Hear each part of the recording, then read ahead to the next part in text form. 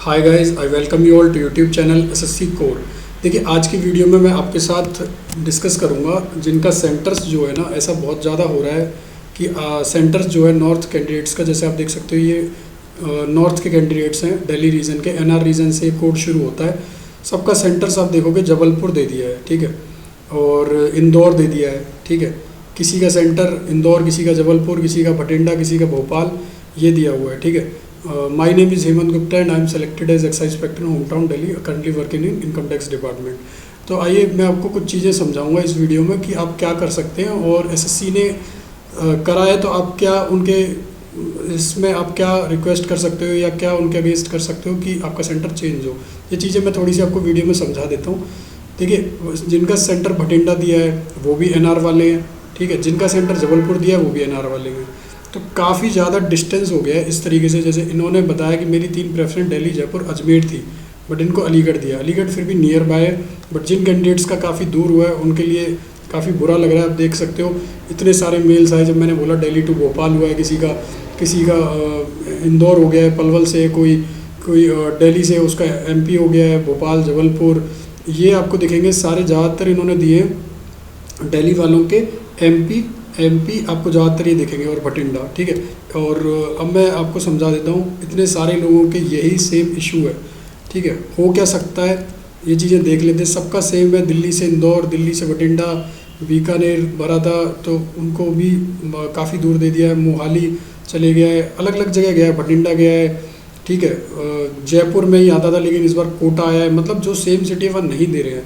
रोहतक से है कोई तो उसका कहीं और दे दिया, सजेशंस मांग रहे हैं।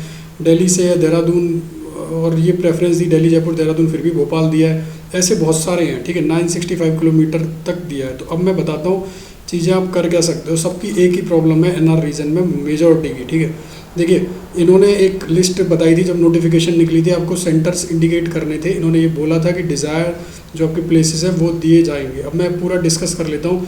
मेंस जो है एक शिफ्ट में होना है। काफ़ी कैंडिडेट का कहना ये है कि मेंस एक शिफ्ट में होना है, इस वजह से इनके पास सेंटर्स की कमी है, और जिस वजह से ये जो एग्ज़ाम है वो डिफरेंट प्लेसेस पर ऑर्गेनाइज कराया जा रहा है। पर एक चीज़ है, अगर यही चीज़ थी तो 2020 का मेंस भी एक दिन में हुआ था, वो भी एनआर वालों का दिल्ली में हुआ, तब वो कैसा हुआ, ठीक है।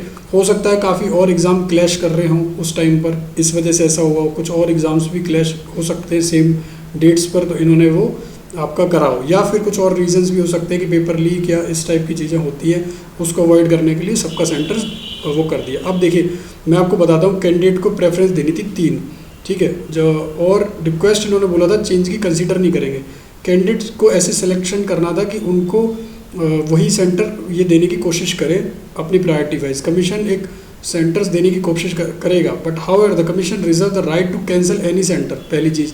दूसरी, and ask the candidate of the centre to appear from other centre, ये भी कर सकते हैं। मेन इंपॉर्टेंट लाइन ये थी, commission also reserve the right to divert candidate of any centre to some other centre to take the examination. ये चीज़ इन्होंने करी है। अब मैं आपको एक चीज़ बताता हूँ, यहाँ पे देखोगे आप, कमीशन का डिसीजन फाइनल है। Decision of the commission in all matter relating to eligibility, rejection, ये सब, और conduct of examination, allotment of centre, ये इनका फाइनल रहेगा। Binding to the candidate, no inquiry correspondence will be entertained in this regard, साफ इन्होंने लिख दिया। अब मैं आपको कुछ चीज़ें समझाना चाहता हूँ। देखो, अगर ये इन्होंने ऐसा लिखा है तो आप लीगल प्रोसीड नहीं कर सकते इनके अगेंस्ट किसी भी तरीके से, बिकॉज कितने भी मैंने बहुत कोर्ट केस देखे, आई एम वर्किंग फ्रॉम 2015, तो मैंने ये चीज़ें नोटिस करी। जब भी कोर्ट केस हुआ, किसी भी एंगल से लीगल मैटर प्रोसीड हुआ, इनका डिफेंस ये बोलता है, अगर आपको कोई ऑब्जेक्शन है ना, if you have any objection, तो you should report it well before और वेल आफ्टर द नोटिफिकेशन। जब रिलीज़ होती है उसके टाइम पर आप जो है इनके ऊपर कुछ भी एक्शन ले सकते हो, या तब उस टाइम पर आप ये ग्रीवेंसेस या जो भी करना है आपको कर सकते थे नोटिस में लाने के लिए, कि ऐसा नहीं होना चाहिए कि आप हमें सेंटर डाइवर्ट करें। ये चीज़ जो थी ना, ये अगर उस टाइम पर करते तब शायद ऐसा नहीं होता, बट नोटिस आते ही फॉर्म भरते हैं, सब प्रिपरेशन में लग जाते हैं, कोचिंग्स लेते हैं या सेल्फ प्रिपरेशन करते हैं, बट इस चीज़ पर कोई पे अटेंशन नहीं करता। ये बहुत इंपॉर्टेंट है। अगर आपको नोटिफिकेशन आने के बाद कोई भी ऑब्जेक्शन लग रहा है, even a single child can cancel the notification, ये है पूरा।